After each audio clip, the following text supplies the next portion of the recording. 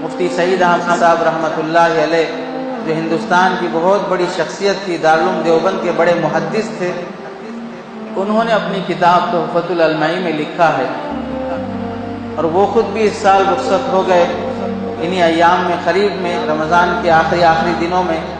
انہوں نے لکھا ہے، تھوڑا سوچو کہ اللہ تعالیٰ اس کثرت کے ساتھ علماء کو کیوں انتقال کرا رہا ہے، اتنے زیادہ علماء کیوں دنیا سے رخصت ہو رہے ہیں۔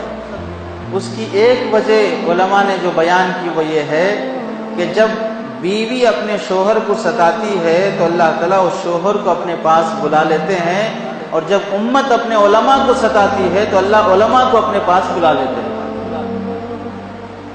اور دشمن جو چال اور مکاری چل رہا ہے علماء سے نفرت پیدا کرنے کی، علماء سے دوریاں پیدا کرنے کی، ان میں سے بہت سے پلاننگ میں سے یہ ہے کہ اب یہ علماء اپنی طرف سے بولتے رہتے، فلاں کرتے رہتے، اب ان کے حساب سے چلے تو نہیں ہوتا، نیا زمانہ ہے، ٹیکنالوجی ہے، یہ سب دیکھنا پڑتا، فلاں کرتا۔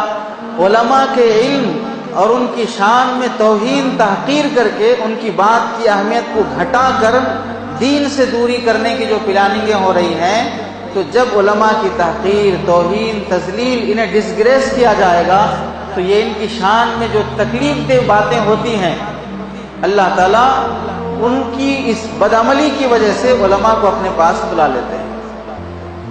ایک ہے علماء سے دوری کا طریقہ کہ علماء ہیں، آپ ان سے دور کٹے ہوئے جی رہے ہیں، یہ بھی اللہ کی طرف سے عذاب ہے۔ دوسرا یہ ہے کہ آپ تو ہیں، علماء نہیں ہیں، یہ بھی اللہ کی طرف سے عذاب ہے، کیونکہ آپ کے لیے نبی کا نائب اور خلیفہ، نبی کا وارث دنیا سے چلا گیا جو رہبری کرنے والا تھا۔ تو اس واسطے ہماری ہر دعا میں یہ کوشش ہونی چاہیے کہ اللہ علماء کا سایہ ہم پر ہمیشہ قائم رہے۔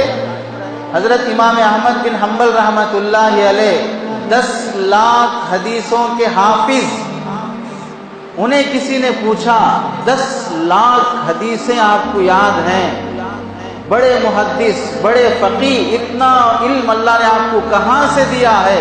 تو انہوں نے کیا فرمایا، 30 سال میرے ہو گئے نماز پڑھتے پڑھتے جب اب میں بیان کر رہا ہوں۔ امام احمد بن حنبل فرماتے ہیں 30 سال ہو گئے میری فرض نماز ادا کرتے ہوئے، آج تک اللہ گواہ ہے کوئی نماز ایسی خالی نہیں گزری جس کے بعد میں نے اپنے علماء اور اساتذہ کے لیے دعا نہ کیا ہوں۔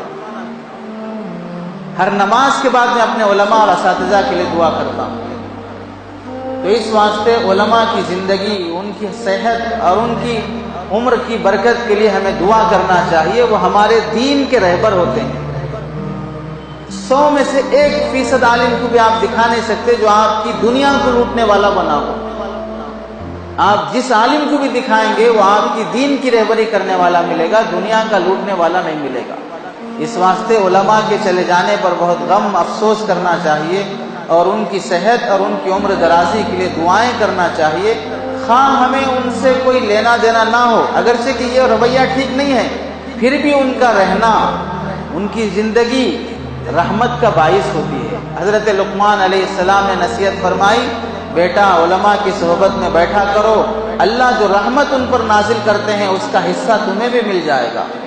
فاسقوں فاجروں کی صحبت سے بھاگا کرو، جو لعنت ان پر برستی ہے اس کا کچھ نہ کچھ حصہ تمہارے کھاتے میں بھی آئے گا۔ تو اس واسطے علماء کی شان میں کسی بھی طرح کی بے ادبی نہ ہو، گستاخی نہ ہو، بدتمیزی نہ ہو۔ حضرت تھانوی رحمۃ اللہ علیہ نے فرمایا، زندگی میں اگر کبھی ایک بار بھی کوئی آدمی جان بوجھ کر علماء کی شان میں بدتمیزی کر دے تو اللہ تعالیٰ اس کی نسل سے دین کا علم اٹھا لیتے ہیں۔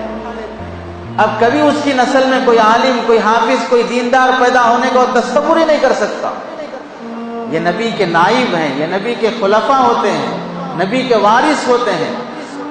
سچی توبہ کے بغیر اللہ تعالیٰ نسل کو دیندار بنائیں گے نہیں، جب اگر کوئی شخص علماء کی دین میں علماء کی شان میں بدتمیزی اور بے ادبی کے گستاخی کے ساتھ پیش آتا۔ اس واسطے ان کے لیے محبت، عقیدت، غلط باتیں ان کی شان میں کرنے سے بچنا چاہیے۔